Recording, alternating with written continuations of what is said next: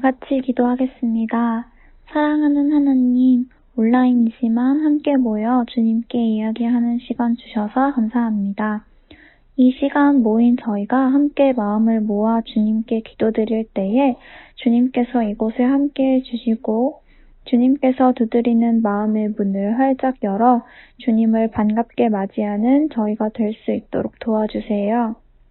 각자 기도의 제목이 다르고 삶이 다르지만 함께 기도드리는 마음을 주님께서 아시오니 함께 해주시고 들어주세요. 저희가 기도를 통해 주님께 한 걸음 더 나아갈 수 있도록 도와주시고 저희 마음이 주님과 가까워져 하나님과의 대화 시간을 즐길 수 있도록 도와주세요. 이 시간 모든 것을 주님께 맡기며 예수님 이름으로 기도합니다. 아멘. 여러분 안녕하세요. 그냥 기도해 오신 여러분들을 환영합니다. 저는 세이교회를 섬기고 있는 권재범이라고 합니다. 오늘은 그냥 인정해 라는 제목으로 여러분들과 함께 짧은 간증을 나누려고 합니다. 어렸을 때부터 제가 참 많이 들었던 말이 있어요. 그거는 바로 착하다는 말이었어요. 저는 참 그 말을 듣기 좋아했어요. 그래서 어떻게 하면 어른들이 착하다고 말씀하실까라는 것을 항상 생각하였고 그분들이 원하는 행동들을 제가 맞춰가면서 그 행동들을 하였습니다. 바닥에 쓰레기를 절대 버리지 않았고요. 인사를 정말 잘했고요. 그래서 어른들은 저를 착한 아이라고 생각하였어요. 사람들이 인정하는 말을 좋아했던 제가 삼육학교에서 신앙을 받아들이는 것은 그렇게 어려운 문제가 아니었어요. 제가 신앙을 하겠다고 결심하자 모든 선생님들은 저를 칭찬하셨고 목사님들은 너무나 기뻐하시면서 저와 함께 성역 공부를 하길 원하셨어요. 저는 그렇게 사람들의 칭찬을 받으면서 신앙을 시작하였습니다. 다만 신앙이 없던 저희 부모님은 굉장히 싫어하셨죠.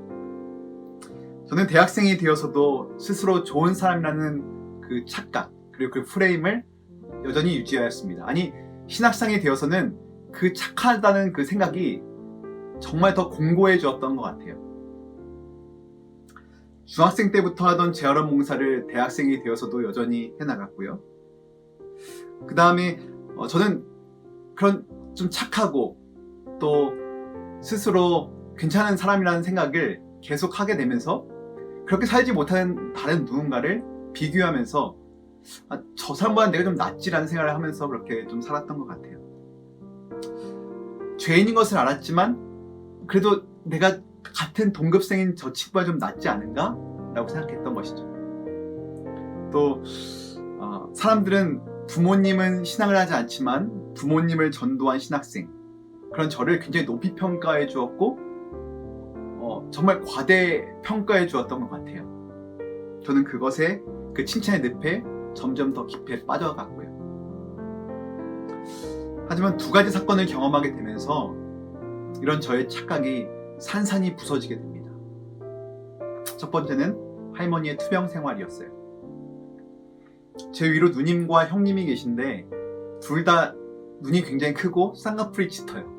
근데 저만 굉장히 눈두덩이에 살이 굉장히 많고 눈이 굉장히 작죠. 그래서 저는 이런 눈 때문에 많은 별명을 갖게 되었습니다.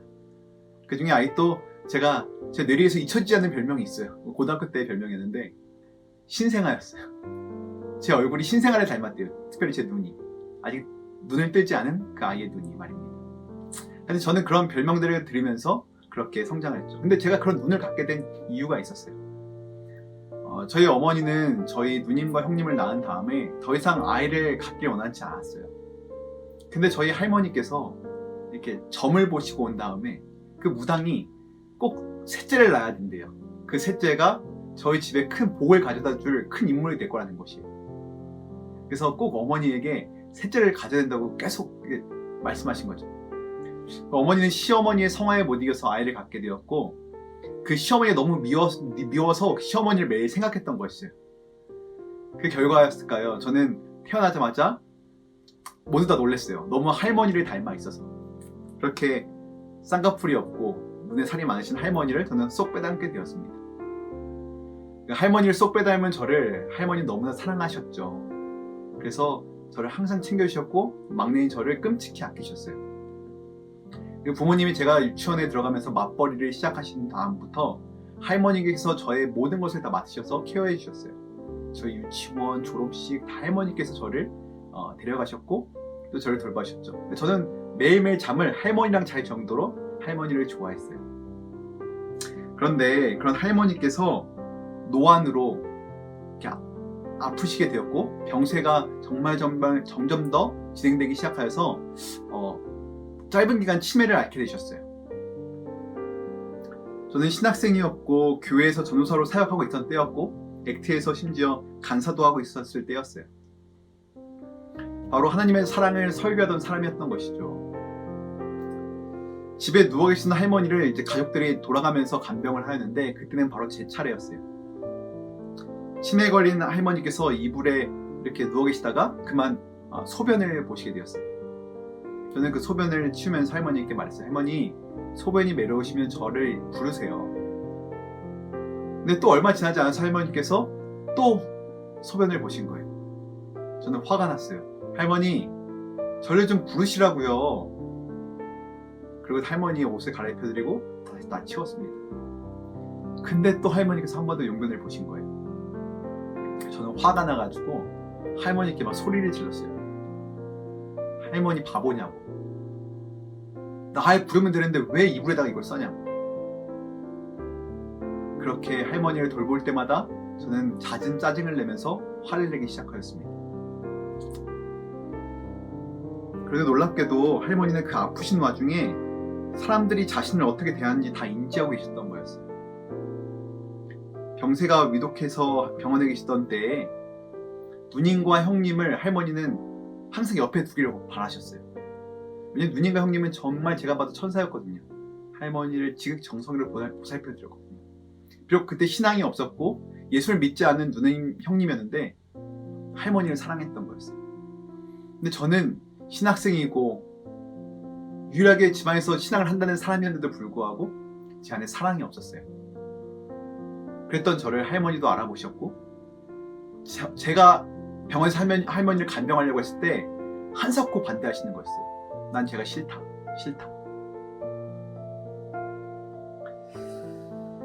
그때 저는 굉장히 많은 충격을 받게 되었습니다. 내 안에 사랑이 없구나. 내가 말로만 하나님을 사랑한다고 말을 하였지, 내가 신앙한다고 말했지만 사실은 나는 믿지 않는 형제들보다 더 부족한 아무것도 아닌 존재였구나. 그때 저는 알게 되었습니다. 할머니는 제가 어렸을 때부터 저를 사랑하셨고 제가 기저귀에 무엇을 똥을 싸든 소변을 보든 그걸 아무 말 하지 않고 기쁜 마음을 치우시고 저를 위해 그렇게 헌신해 주셨는데 저는 단 몇 주간도 할머니를 위해 봉사하고 사랑할 수 없는 죄인이라는 것을 그때 알게 되었어요. 저는 제 자신이 너무나 부끄러웠어요. 그리고 두 번째 결정적으로 저에게 착한 사람이라는 프레임이 깨진 것은 바로 결혼 생활이었어요. 저는 이제 군대를 제대한 25살 신학과 4학년생이었고요. 제 처는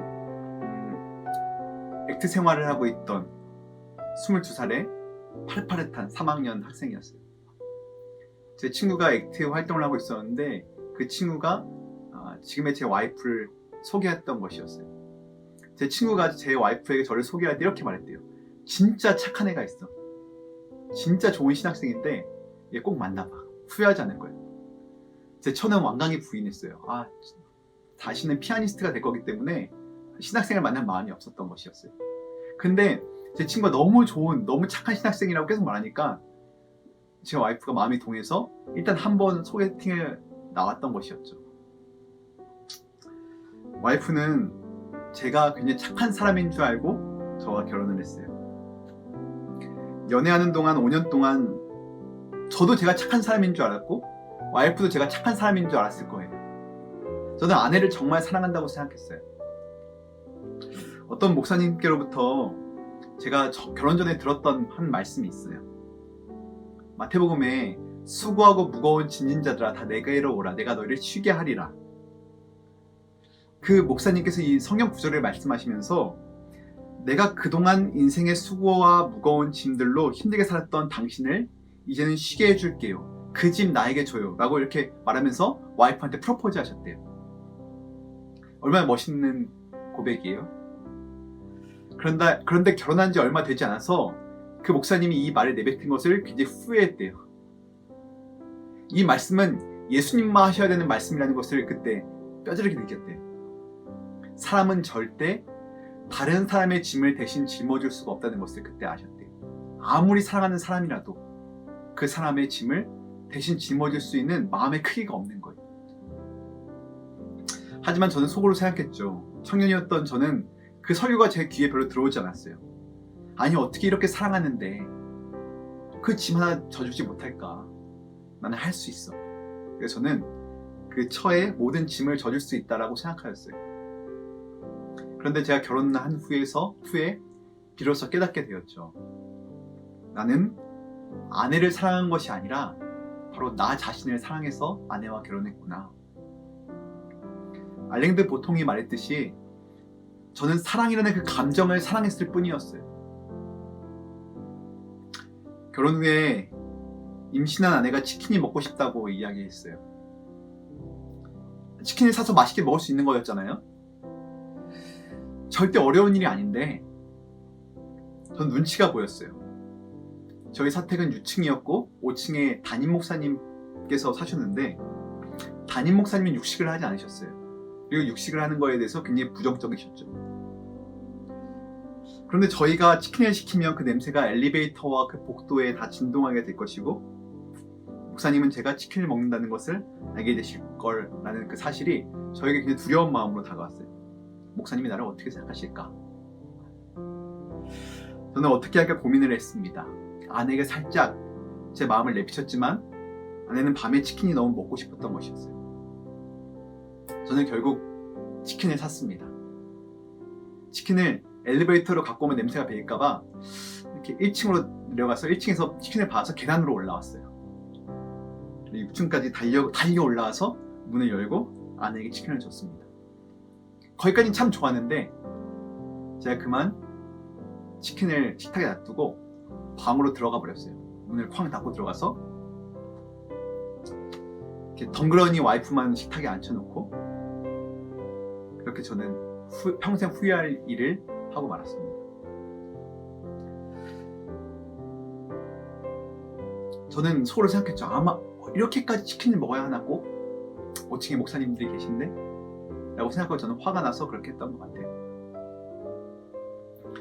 아내는 눈물을 흘리면서 그 치킨을 먹다가 그만 체하고 말았어요. 저는 그 과정을 겪으면서 내가 정말 바리새인이구나 라는 것을 알게 되었어요. 나는 하나님을 생각하는 것이 아니라 사람을 먼저 생각하는구나. 사람의 눈치를 보는구나. 나는 사람들에게 착하다는 말을 듣기 위해서 이런 행동을 하고 있구나. 내 안엔 사랑이 없는 정말 뼛속부터 죄인이구나 라는 사실을 인정할 수밖에 없었어요. 그리고 그런 아내에게 너무너무 미안했습니다. 저는 그래서 제 안에 없는 사랑을 다시 찾기로 결심하고 노력하기 시작했어요. 하나님은 사랑하시기에 하나님을 만나면 그 사랑이 제 안에 존재할 수 있다고 생각했어요.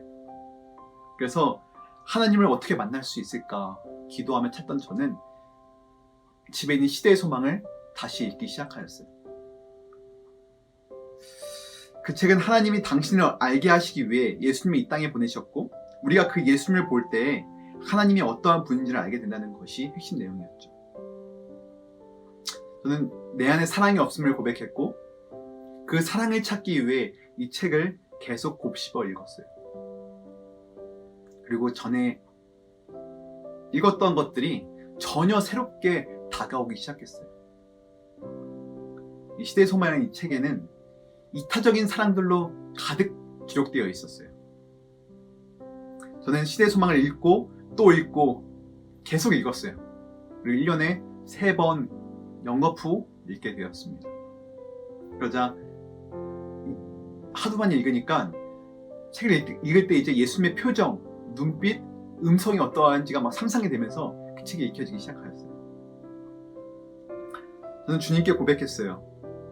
주님, 저는 사랑이 없는 존재입니다. 다른 발광체가 아닌 반사체라 태양의 빛이 없으면 아무것도 아닌 것처럼 저는 주님의 빛이 없으면 어떠한 것도 반사할 수 없는 무력한 존재입니다. 그렇게 고백하고 주님께 항복하였어요. 주님, 저에게 임재해 주세요. 저를 오늘 주의 사랑으로 충만케 하여 주세요. 이것이 저의 매일매일의 기도 제목이 되어지죠. 아이를 양육하면서 저는 더더욱 제 안에 사랑이 없다는 것을 알게 되었어요. 저의 기분 따라서 그날의 그 업무의 과중함에 따라서 아이들을 대하는 저의 달라지는 태도, 일관성 없는 저의 태도, 교회에서 청년들과 함께 생활하면서 정말 제 안에 있는 본성적인 죄들을 보면서 저는 이 기도를 반복할 수밖에 없었어요. 저를 인정할 수밖에 없었고 주님의 사랑을 갈구하는 그 기도를 끊임없이 할 수밖에 없었던 것이죠. 하버드 총장이었던 찰스 엘리엇은 새로 지은 철학과 건물인 에머슨 홀을 이제 지었고 그 입구에 어떤 문구를 새기길 원했어요. 그 인방에 그 문구를 뭘 새길까 고민하다가 그 철학과의 젊은 교수였던 윌리엄 제임스에게 부탁을 하였습니다. 한번 생각해보라고. 얼마 후 윌리엄 제임스는 하나의 문구를 가지고 왔어요. 그것은 프로타고라스의 인간은 만물의 척도다라는 글귀였어요. 인간 중심의 철학 사상이 집약된 그런 문구였죠. 그러나 이것이 마음에 차지 않았던 총장 엘리엇은 에머슨 홀 인방에 이런 문구를 새깁니다. 사람이 무엇이간데 주께서 저를 생각하시나이까. 시편 8편 4절입니다. 청년 여러분, 나를 포장하려 하지 마세요. 내가 사랑할 수 있다고 호언장담하지 마세요. 나를 너무 믿지 마세요. 그리고 죄인임을 인정하세요. 그리고 예수님이 이런 나에게 가장 필요하시다는 것을 또한 인정하길 바랍니다. 이 예수님이 내 안에 사셔서 나를 인도하시는 그 귀한 경험들을 여러분과 제가 매일 경험하며 살았으면 좋겠습니다. 그런 여러분과 제가 되길 바라며 짧은 간증의 말씀을 마치겠습니다. 감사합니다.